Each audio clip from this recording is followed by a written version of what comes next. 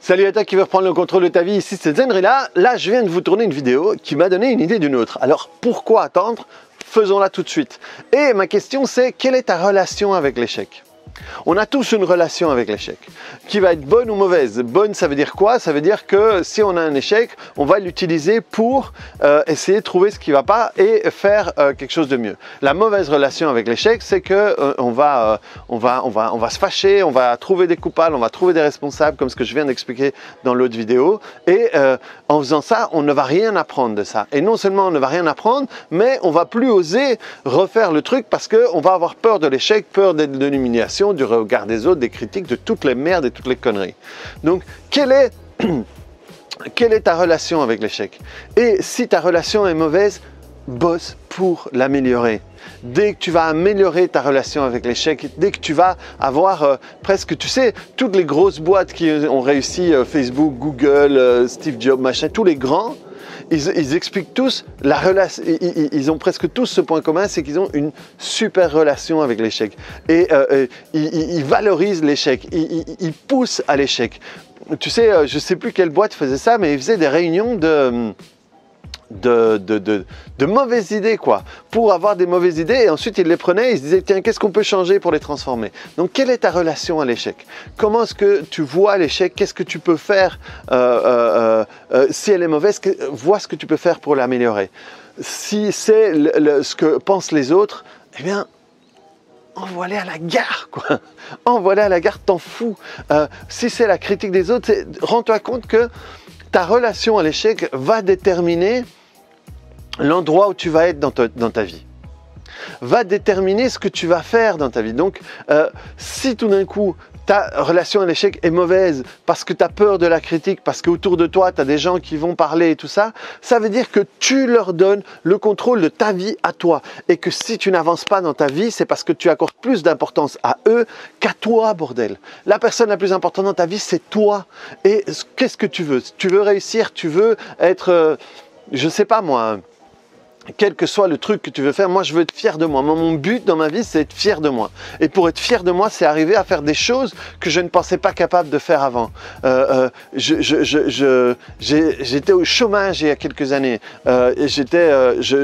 Professionnellement, j'étais nulle part. J'avais juste mon épouse, mais j'avais pas encore mon fils. Je voyais les 40 ans qui arrivaient à grands pas et je me dis, je suis nulle part.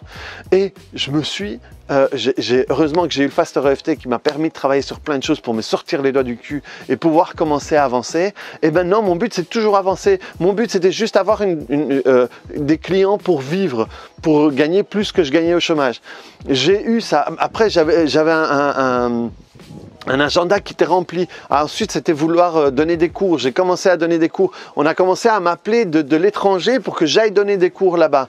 Mais ensuite, ça a été commencé à faire des vidéos sur YouTube. J'en faisais, je sais pas moi, 3, 4 par an, je sais pas. Après, j'ai décidé d'en faire 2 par semaine. Après, 3 par semaine. Et maintenant, en réalité, avec Instagram TV et YouTube, je fais 7 vidéos par semaine.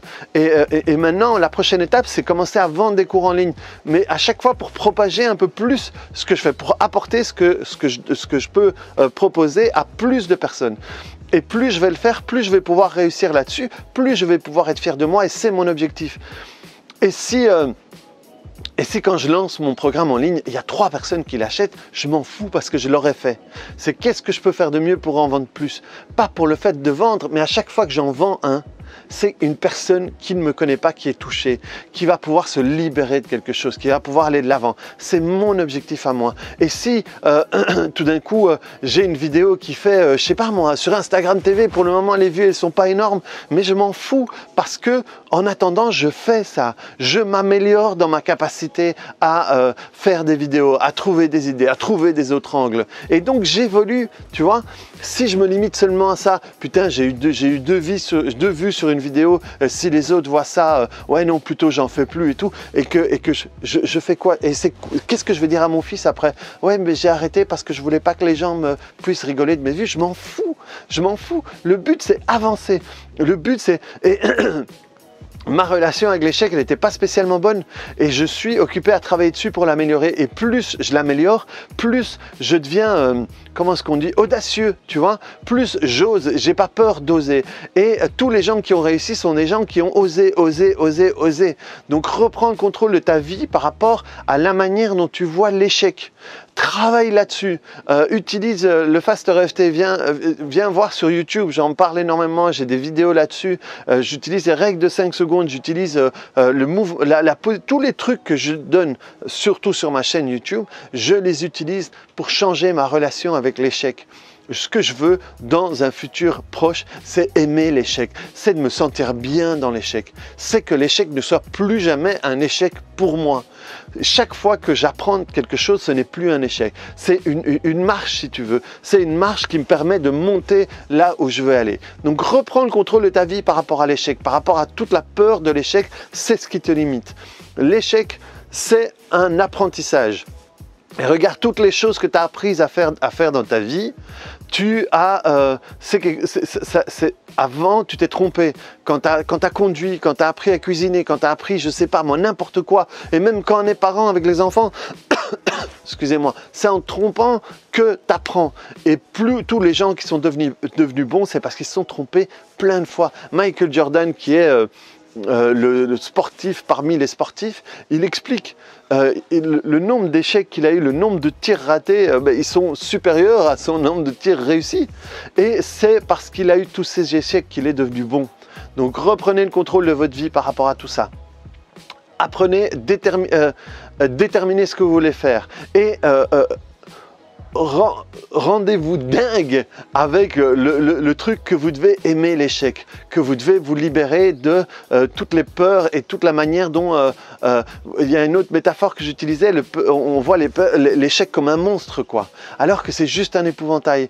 Et à partir du moment où on peut faire ça, on peut aller de l'avant et utiliser tous les apprentissages. Donc voilà, reprenez le contrôle de votre vie par rapport à tout ça. Venez me voir sur les autres plateformes, sur YouTube, sur Instagram, sur Facebook. Venez me voir, je donne des cours. Dans mes cours, j'explique énormément tout ça. Je travaille énormément sur tout ça. Donc, venez me voir. Si vous voulez des info@zenrila.be, c'est mon adresse email et je peux vous aider par rapport à des séances, à des cours, à des conseils ou quoi que ce soit. Allez, à très bientôt. À plus. Ciao.